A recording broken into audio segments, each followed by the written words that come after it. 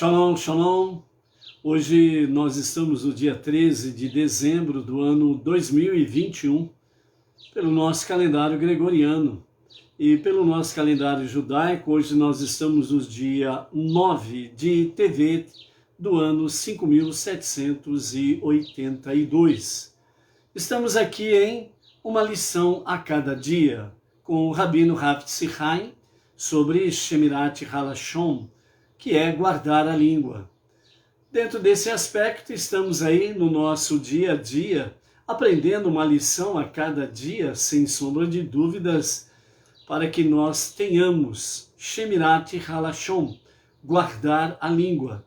Ou seja, que nós tenhamos um novo modelo no falar, na forma de expressar através das palavras, realmente Lashon Tov, que significa língua boa, ou seja, uma língua abençoada. Enquanto temos na contrapartida ou na contramão, Lashon Hará, que significa língua maldita, que profere fofoca, maledicências, coisas negativas relacionados à inveja, aos ciúmes, à raiva, ao ódio e coisas semelhantes e etc. Então, nós estamos aí no nosso dia a dia para que nós possamos realmente fazer uma mudança no estilo de expressão através da palavra, pois a palavra é um poder e o nosso Rabino Rav Tzvi Haim tem nos trazido realmente esta realidade, que é exatamente o quê? O poder da palavra. E ao mesmo tempo, na contrapartida, nós temos exatamente o quê? O poder do silêncio.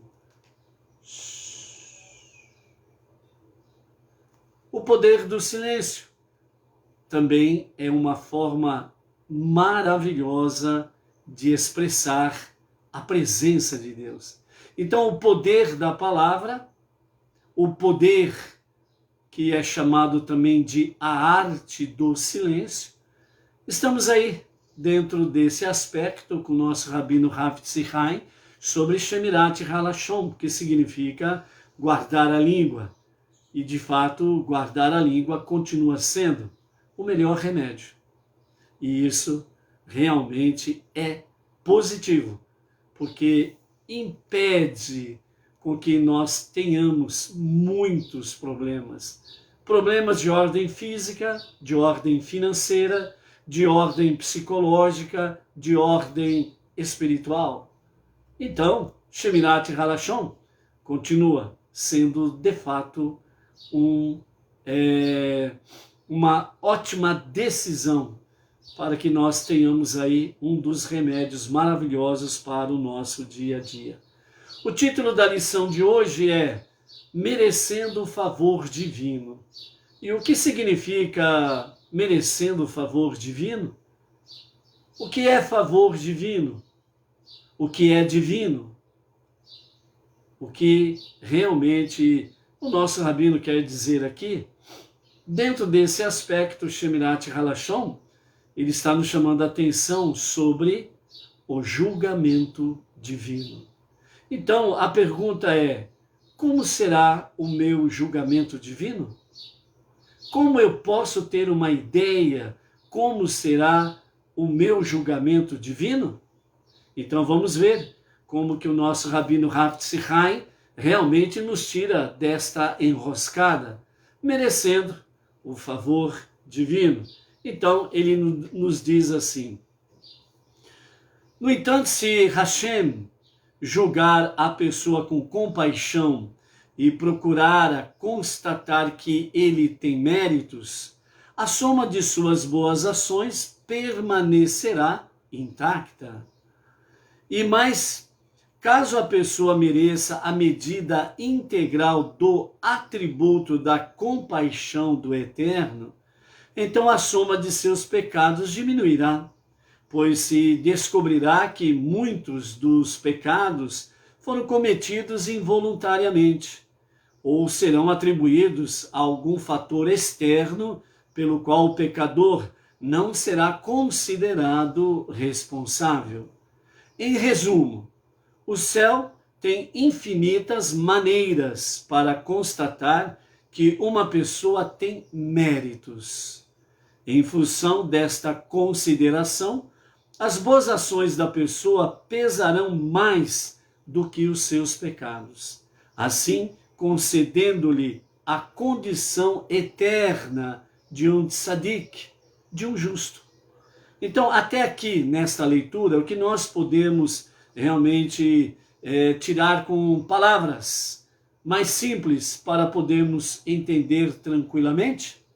Ou seja, primeiramente, nós precisamos compreender que o Eterno, antes de mais nada, ele julga com a sua destra. A destra de Hashem está conectada com Hesed, bondade, benevolência, misericórdia. Enquanto que a esquerda de Hashem, ela está conectada com a Sefirá, melhor dizendo, de Gevurá, severidade, força para julgar. Por isso, o nosso Rabino Hafetz Haim, ele fala que o Eterno, que é Dayan Haemet, o verdadeiro juiz, ele sempre está iniciando o seu juízo para com o ser humano com a compaixão. Por isso ele é chamado o Pai das Misericórdias. E como diz, o céu, que significa temor a Hashem, tem infinitas maneiras de realmente avaliar uma pessoa para que realmente ela sempre tenha méritos. Lembram da passagem de Jó? O adversário do ser humano, o anjo chamado Satã, que foi criado para ser o adversário do ser humano, ele foi diante de Deus para acusar Jó. E não tinha no que pegar Jó. Não achava nele realmente, como que se diz, não achava nele pecados. Mas aí o adversário fez o quê? Mas também o Senhor o cercaste com tanta riqueza. Tire a sua riqueza e verá se ele não vai blasfemar contra ti. Então aquele detalhe, o inimigo, o adversário, ele olha para o ser humano e quando ele não vê o defeito no ser humano, ele arruma um. Por isso que existe um velho ditado aí, que é falado entre as nações, que se o meu inimigo não tiver defeito, eu arrumo um para ele. E é isso que acontece, infelizmente, entre os seres humanos. Então, pessoas que olham para o seu próximo, não vou acusar ele do quê? Não acha nada, então ele cria um defeito, acusa a pessoa de um determinado erro, falha, culpa, crime que ele não fez e fica batendo nessa tecla, até que ele vai conseguindo adeptos que vão acreditando na sua mentira como se fosse verdade.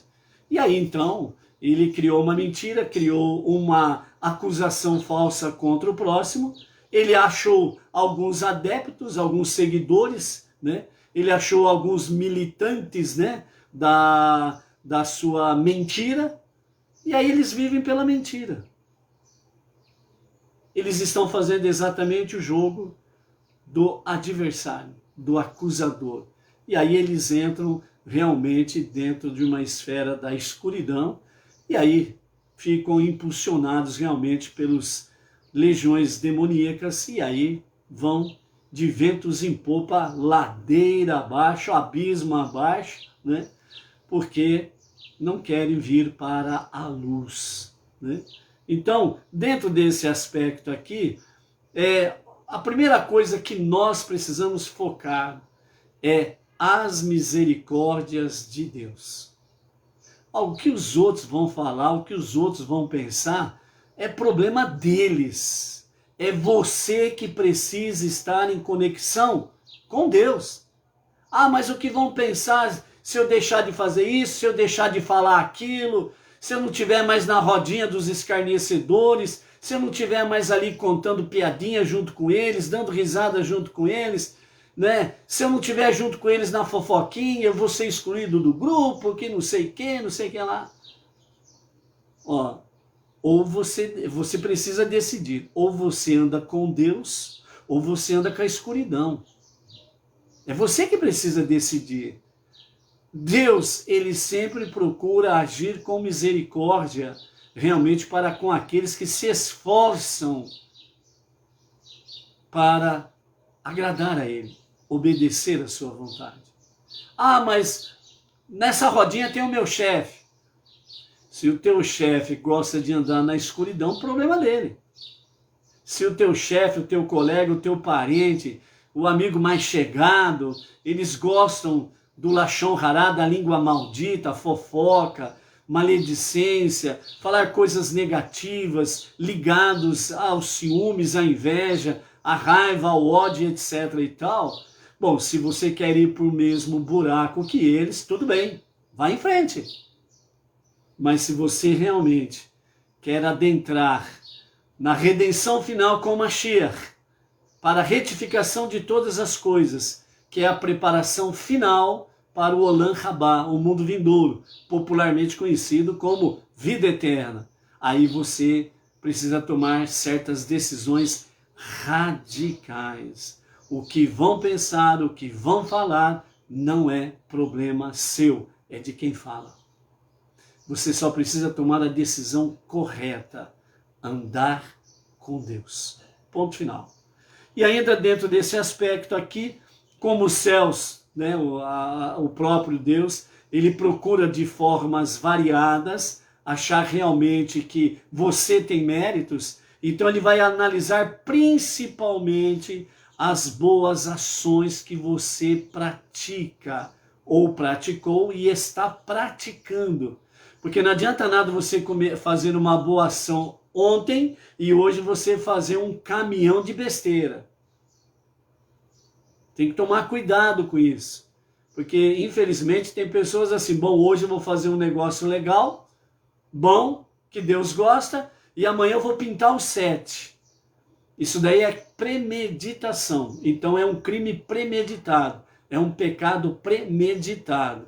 E aí Deus leva em consideração. O que Deus procura, através das boas ações das pessoas, é para que ela realmente tenha méritos e, ao mesmo tempo, ele analisa as nossas falhas, os nossos pecados, e aí ele vê que realmente a falha, o pecado que nós cometemos foi de forma involuntária. Dessa forma, as nossas boas ações vão pesar muito mais em nosso favor do que os pecados e as falhas. É dentro desse aspecto que nós somos orientados pelo Rabino Rav Tzvi Haim, certo? Então, praticar boas ações é algo digno, alegra o coração de Deus, e isso daí vai fazendo com que nós tenhamos méritos diante de Deus. E à medida que nós vamos praticando boas ações, que está conectado ao Tzedaká, atos de bondade, atos de caridade, que são, na sua essência, atos de justiça. Então, por isso, né, toda a tua doação, oferta, né, toda a parte que você tira, chamada como de dízimo, né, dos seus proventos para realmente contribuir com as causas nobres, onde há estudo da Torá e onde as comunidades estão envolvidas com o estudo de Torá, recebendo os devidos provimentos, elas estão também conectadas com ações de ajudar, auxiliar nas questões sociais, a viúva, o órfão, o pobre, o destituído, o necessitado. Então você é participante disto também, né? Então por isso que são chamadas de causas nobres, toda doação que é feita onde há estudo de Torá, para ter toda essa conexão, né, de diversas formas aí. Então esses atos são chamados de as boas ações, que vão pesando em nosso favor muito mais do que quando nós cometemos falhas, pecados involuntários, né? Sem premeditação, sem sacanagem. Você entende muito bem essa palavra, né? Tem um monte de gente que gosta de fazer barganha com Deus, negociata com Deus. Deus não aceita suborno, não pode esquecer isto, certo? Então é muito fácil, por exemplo, alguém chegar para você e falar assim, ó, manda aí a tua oferta, o teu dízimo aqui para nós, e nós vamos aí agradecer a Deus e fazer uma bênção sobre a tua vida, e uma centena, milhares de pecados seus serão perdoados. Você vai acreditar nisso? Você vai aceitar isso assim de bobeira? Negativo, meu filho. Negativo. Deus não aceita suborno. Deus não aceita sacanagem. Não adianta nada você andar, entre aspas, ontem com Deus, né? E hoje praticar um caminhão de bobeiras, tudo premeditado, achando que a tua boa ação de ontem simplesmente vai pagar os teus pecados voluntários, premeditados, que você já pensou e articulou de forma astuta, maliciosa. Negativo. Nunca esqueça isso. Deus não aceita suborno, ok? Mas quando nós agimos, falhamos, cometemos pecados de forma involuntária, as nossas boas ações realmente vão pesar muito a nosso favor contra as nossas falhas. E Deus nos julga de forma a semelhança de um tzadik. Ele nos julga de uma forma justa e não nos pune. Muito pelo contrário, nos dá força, sabedoria, discernimento para que não venhamos cometer as mesmas falhas, ok? Aí, continuando então, o nosso rabino diz: a maneira pela qual o céu julga uma pessoa reflete a maneira pela qual aquela mesma pessoa age em relação a seus semelhantes neste mundo. Caso o julgue os demais favoravelmente, então o céu julgará esta pessoa favoravelmente. Se o seu hábito é considerar os outros do modo crítico e manifestar o que pensa dos outros, então os anjos celestiais falarão desta pessoa da mesma maneira. Assim sendo, precisamos ter sempre em mente que, no momento em que manifestamos um julgamento a respeito de ações dos nossos semelhantes, estamos determinando a maneira pela qual seremos julgados pelo tribunal celestial. Então, encerrando aqui uma lição a cada dia, o nosso rabino ele vem e fala de forma bem simples, clara, para não parar dúvida, independente da categoria cultural das pessoas. Ou seja, a pessoa mais simples até a mais elevada culturalmente, ela pode entender facilmente o ensinamento desta lição para o dia de hoje. Ou seja, nós precisamos ter sempre em mente, do mesmo jeito que eu julgo as pessoas, o tribunal celestial, ele está me julgando. Da mesma forma que eu meço uma pessoa, serei medido.